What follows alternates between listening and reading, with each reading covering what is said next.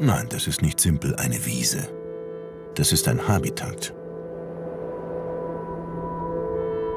Hier lebt der Wiesenstorchschnabel, Geranium pratense.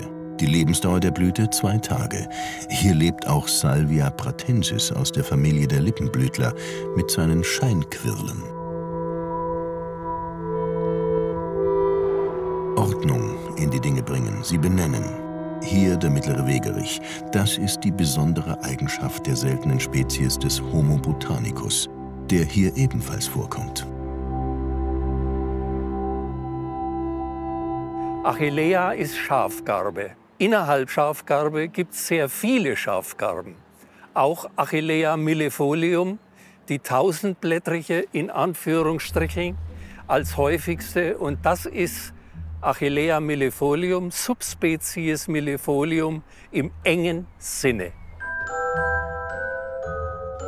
Lenz Mayr-Rott, 83, ein berühmter Homo botanicus, war eigentlich Musikprofessor. Trotzdem kennt er jede Pflanze, die in Bayern wächst. Schlappe 5886 Arten.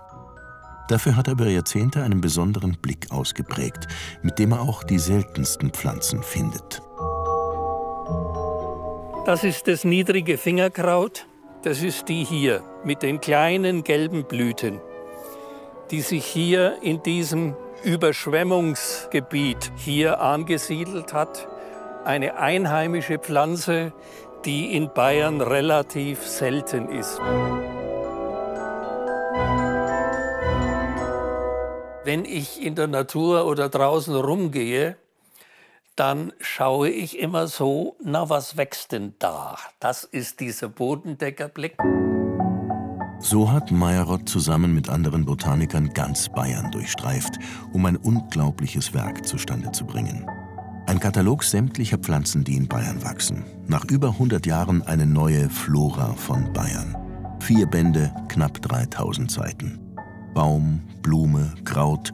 Wo wächst was ist neu, verschwunden oder gefährdet. Das Habitat von Lenz Mayr-Rott. Ein Haus bei Würzburg, seine Werkstatt. Man muss das verstehen. Es gibt allein über 235 verschiedene Löwenzahnarten in Bayern, weltweit 2500.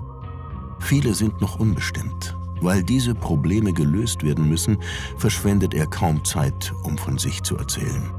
Nur so viel. Schon als Junge trocknete er Pflanzen, notierte Merkmale. 25.000 seiner Funde lagern inzwischen in der Botanischen Staatssammlung. Alles, was wächst, ist kostbar. Unkraut ist ein Name, der bei Floristen verpönt ist. Wir sprechen von Ruderalgesellschaften. Das sind Pflanzen, die das Recht haben, sich da anzusiedeln. Ausdauernd, seit über 50 Jahren, hat er den Blick fest auf den Boden gerichtet. Etwa Bellis perennis, das ausdauernde Gänseblümchen, wurde in ganz Bayern nachgewiesen. Pflanzen und Musik verbinde vor allem eines, sagt der promovierte Musiker: Ästhetik. Ich denke schon, dass ich die Schönheit einer Pflanze, sei es das Filigrane des Blattes oder die Blüte, wenn die Knospe aufblüht, dass ich das noch wahrnehme. Je genauer man hinsieht, desto fremder wird das Angeschaute. Etwa ein Löwenzahn.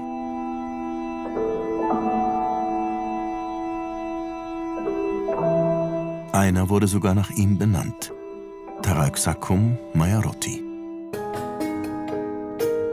Die neue Flora weiß, 1/3 aller Pflanzen ist gefährdet. 82 Arten sind ausgestorben. Dafür sind neue Pflanzen, Neophyten, dazugekommen. Durch Wind, Vögel oder mit Gütern eingewandert. Migration in der Pflanzenwelt völlig normal. Doch alles Zählen ist nur eine Momentaufnahme.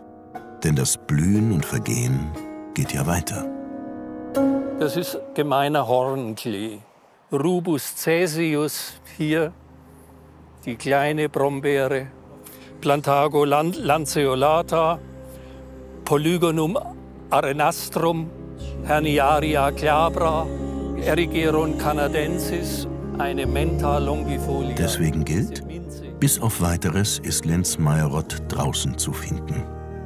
Einer muss ja für Ordnung sorgen.